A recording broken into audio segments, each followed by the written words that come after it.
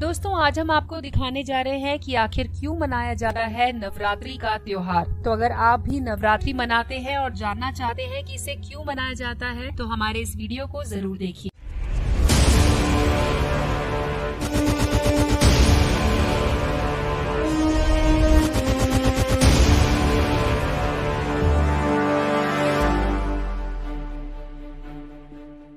दोस्तों शक्ति उपासना का पर्व नवरात्रि क्यों मनाया जाता है और माँ दुर्गा की आराधना क्यों की जाती है, इसे लेकर दो कथाएं प्रचलित हैं। दोस्तों ये है नवरात्रि की प्रथम कथा क्या कहती है।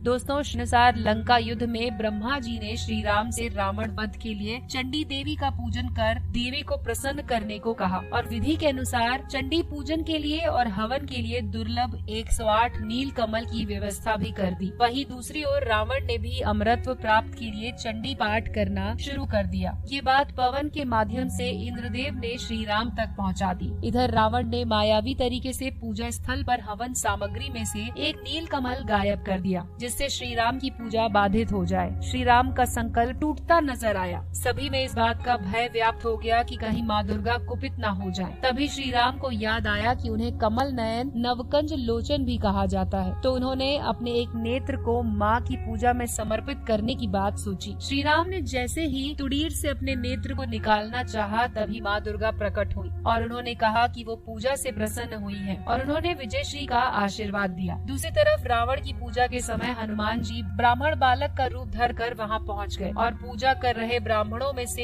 एक श्लोक जया देवी भूते हरिणी में हरिणी के स्थान पर करणी उच्चारित कर दिया। हरिणी का अर्थ होता है भक्त की पीड़ा करने वाली और करणी का अर्थ होता है पीड़ा देने वाली। इससे माँ दुर्गा नाराज हो गयी और रावण को श्राप दिया कि रावण का सर्वनाश हो। तो दोस्तों ये थी प्रथम कथा। आइए जानते हैं नवरात्रि की दूसरी कथा क्या कहती है।